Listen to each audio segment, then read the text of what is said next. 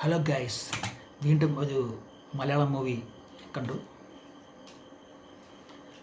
With family, നമ്മുടെ സ്വന്തം കലാഭവൻ തിയേറ്ററിൽ.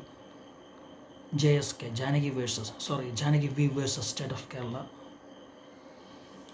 കുറച്ച് കോൺട്രവേഴ്സിയൊക്കെ ഉണ്ടായിരുന്ന ഒരു ടൈറ്റിലായിരുന്നു. അത് മാറ്റി ജാനകി വി എന്നാക്കി. നമ്മൾ പ്രതീക്ഷിച്ചിരുന്ന, വളരെ ആകാംക്ഷയോട് കാത്തിരുന്ന നമ്മളെ സൂപ്പർ സ്റ്റാറിൻ്റെ സുരേഷ് ഗോപിയുടെ പടമായിരുന്നു.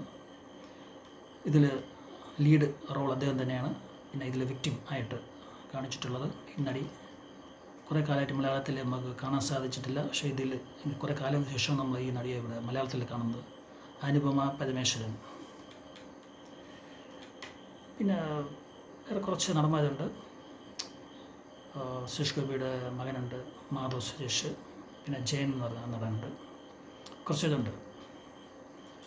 ഇതൊരു കോർട്ട് ഡ്രാമ ഇമോഷണൽ ഫിലിമാണ്. കുറച്ച് ത്രില്ലറും ആക്ഷനൊക്കെ ഉണ്ട്.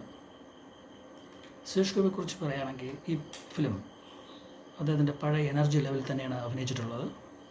ഫുൾ എനർജി അദ്ദേഹത്തിന് അത് എക്സ്പ്രസ് ചെയ്യാൻ സാധിച്ചിട്ടുണ്ട്. അനുപമ പരമേശ്വരനെ കുറിച്ച് പറയുകയാണെങ്കിൽ എനിക്ക് അത്രത്തോളം അത് കണക്റ്റ് ആയിട്ടില്ല.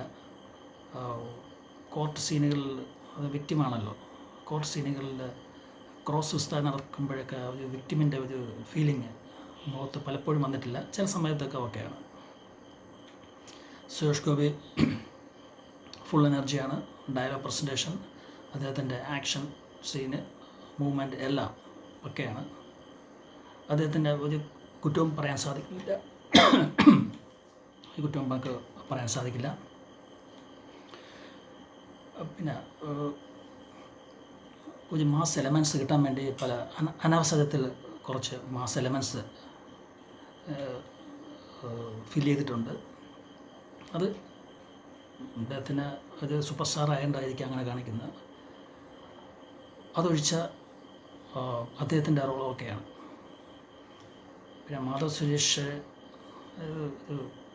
സൂട്ടായില്ലെന്നാണ് എനിക്ക് തോന്നുന്നത്. ഡയലോഗ് ഒന്നും ഡയലോഗേ ഉള്ളൂ, പക്ഷേ അത് നല്ല രീതിയിൽ അത് പ്രസൻറ്റ് ചെയ്തിട്ടില്ല. പിന്നെ ഇതിൻ്റെ മ്യൂസിക് ആവറേജാണ്. ഇതിൻ്റെ BGM ഒരു ആവറേജ് ഫീലിംഗ് ആണ് ഉണ്ടായിട്ടുള്ളത്.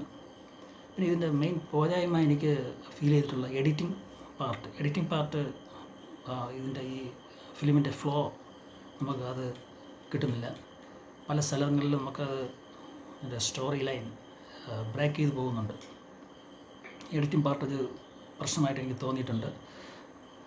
പിന്നെ ഇതിൻ്റെ അവസാനം ഒരു അസാധാരണമായ ഒരു കോടതി വിധിയാണ് ഇതിനകത്ത് ഒരു ക്ലൈമാക്സിൽ വരുന്നത്. അത് എത്രത്തോളം എല്ലാവർക്കും ഇഷ്ടപ്പെടുന്നുള്ളത് അറിയില്ല. പലർക്കും പല രീതിയിലാണല്ലോ. മൊത്തത്തിൽ ഒരു പടം ഒരു മസ്റ്റ് വാച്ച് എന്ന് പറയുന്നില്ല, പക്ഷേ ഫാമിലിയായിട്ട് നമുക്ക് സമയമുണ്ടെങ്കിൽ പോയി കാണാവുന്ന പടമാണ്. മോശപ്പെട്ട പടമല്ല. എൻ്റെ റേറ്റിംഗ് ഞാൻ വേറെ റിവ്യൂ ഒന്നും കണ്ടിട്ടില്ല. എൻ്റെ സ്വന്തം അഭിപ്രായമാണ്. റിവ്യൂ ഒന്നുമല്ല, മൈ ഒപ്പീനിയൻ.